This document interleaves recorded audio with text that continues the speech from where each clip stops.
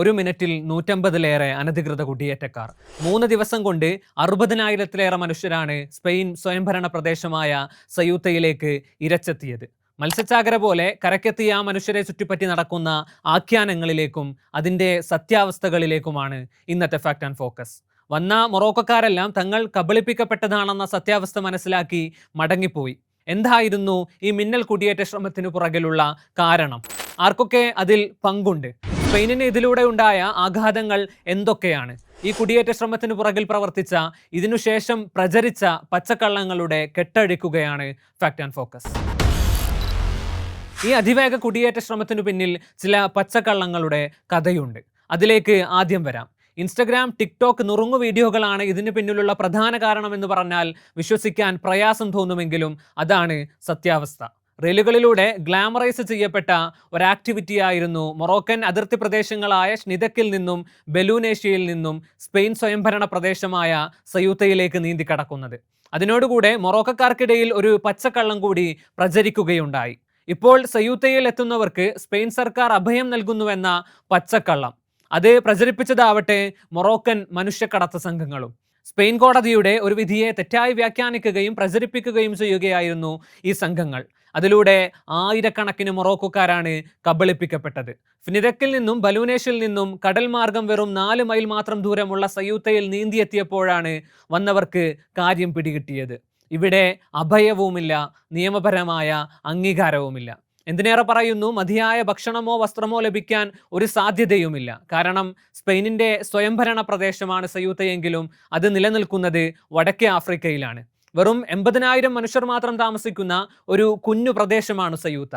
ആ കുഞ്ഞു പ്രദേശത്തെ ആകെ ജനസംഖ്യയുടെ 80% മനുഷ്യർ ഒന്നിച്ച് അങ്ങോട്ട് കുടിയേറിയാൽ ഒരിക്കലും അവിടെ അതിജീവിക്കാൻ സാധിക്കില്ല. വന്ന മൊറോക്കക്കാർക്കെല്ലാം അത് ബോധ്യപ്പെട്ടത് കൊണ്ട് തന്നെയാണ് അവർ കൂട്ടമായി മടങ്ങിയത്.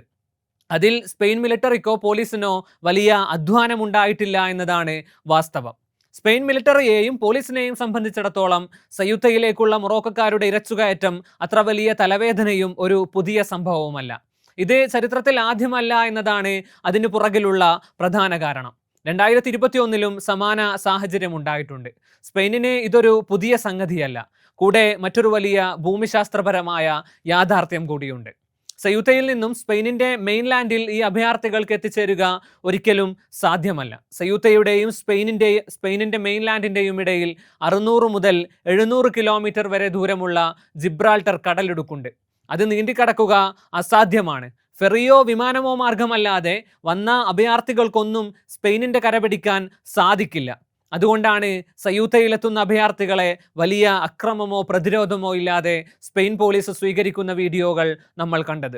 പിന്നെ എന്തിനാണ് സ്പെയിൻ മിലിറ്ററിയെ സയൂത്തയിൽ ഇറക്കിയതെന്ന് ആലോചിക്കുന്നുണ്ടെങ്കിൽ അത് സയൂത്തയിലെത്തിയവർ സ്പെയിനിൻ്റെ മെയിൻലാൻഡിലേക്ക് കടക്കുന്ന എല്ലാ ശ്രമങ്ങളെയും നിരീക്ഷിക്കാനും തടയാനും കൂടിയാണ്. ചുരുക്കത്തിൽ ഈ അതിവേഗ കുടിയേറ്റ ശ്രമം മനുഷ്യക്കടത്ത് സംഘങ്ങളും സോഷ്യൽ മീഡിയയും പ്രചരിപ്പിച്ച പച്ചക്കള്ളത്തിൽ നിന്നും തെറ്റിദ്ധരിപ്പിക്കലുകളിൽ നിന്നും സംഭവിച്ചതാണ്.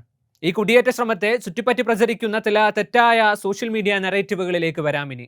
സ്പെയിനിലെയും US-ലെയും തീവ്ര വലതുപക്ഷ രാഷ്ട്രീയ നിരീക്ഷകരും സോഷ്യൽ മീഡിയ യൂസേഴ്സും മുതൽ മലയാളത്തിലെ ചില യൂട്യൂബർമാർ വരെ ഇസ്ലാമോഫോബിയ വളർത്താനുള്ള ഇന്ധനമാക്കുകയാണ് ഈ സാഹചര്യത്തെ. കുടിയേറ്റം നാടകീയമാണെന്നും കൃത്യമായ ഗൂഢാലോചനകളുടെ ഭാഗമാണെന്നും സോഷ്യൽ മീഡിയകളിൽ ചിലർ പ്രചരിപ്പിക്കുകയാണ്. സ്പെയിനിനെ കോളനിവൽക്കരിക്കാനുള്ള മൊറോക്കയുടെ ശ്രമമാണെന്നും ചില വലത് മാധ്യമങ്ങൾ ആരോപിക്കുന്നു. എന്നാൽ യാഥാർത്ഥ്യത്തിൻ്റെ മുഖം വളരെ വ്യക്തമാണ്. ദാരിദ്ര്യത്തിലും പട്ടിണിയിലും ചോർന്നൊലിക്കുന്ന ഒരു ജനതയാണവർ. അവർ സയൂത്തയിലേക്ക് എത്തിയത് നിയമപരമായ അംഗീകാരവും അഭയവും ലഭിക്കുമെന്ന പച്ചക്കള്ളത്തിൽ വിശ്വസിച്ചാണ്. 40,000-ലേറെ മനുഷ്യർ ഇതിനോടകം തിരിച്ചുപോയെന്നത് തന്നെയാണ് അതിനുള്ള ഏറ്റവും മതിയായ തെളിവ്. മാത്രമല്ല, അത്തരം ഗൂഢാലോചനകൾക്കൊന്നും കെൽപ്പുള്ള രാജ്യവുമല്ല മൊറോക്കോ. വന്നവരെല്ലാം ഏറെക്കുറെ തിരിച്ചുപോയെങ്കിലും സ്പെയിനിൻ്റെ മുഖം നഷ്ടപ്പെട്ടിരിക്കുകയാണ്. യൂറോപ്യൻ രാജ്യങ്ങൾക്കിടയിൽ ഈ അവസ്ഥയിൽ സ്പെയിനിനെതിരെ ആദ്യം രംഗത്ത് വന്നത് ഇറ്റലിയാണ്. ഒടുവിൽ സ്പെയിനുമായുള്ള Schengen free visa travel suspend ചെയ്തിരിക്കുകയാണ് ഇറ്റലി. ഒരുപക്ഷെ നിലവിലുള്ള സാഹചര്യം ശമിക്കുമ്പോൾ സഹകരണം പുനഃസ്ഥാപിക്കപ്പെട്ടേക്കാം. എങ്കിലും സ്പെയിനിന് വെറുതെ ഇരിക്കാൻ കഴിയില്ല. ഇനി ഇങ്ങനെയൊരു സാഹചര്യം സംഭവിക്കാതിരിക്കാനുള്ള മുന്നൊരുക്കങ്ങളും നടപടികളും ഉടൻ ഉണ്ടായേക്കുമെന്നത് തീർച്ചയാണ്. സയൂത്തയുടെ ഉടമസ്ഥാവകാശത്തെ ചൊല്ലി സ്പെയിനും മൊറോക്കോയും തർക്കങ്ങൾ ആദ്യമേ നിലനിൽക്കുന്നത് കൊണ്ട് സ്പെയിനിന് ഇതൊരു അഭിമാന പ്രശ്നം കൂടിയാണ്. അതുകൊണ്ട് നടപടികളെല്ലാം ശക്തമാവാനേ സാധ്യതയുള്ളൂ.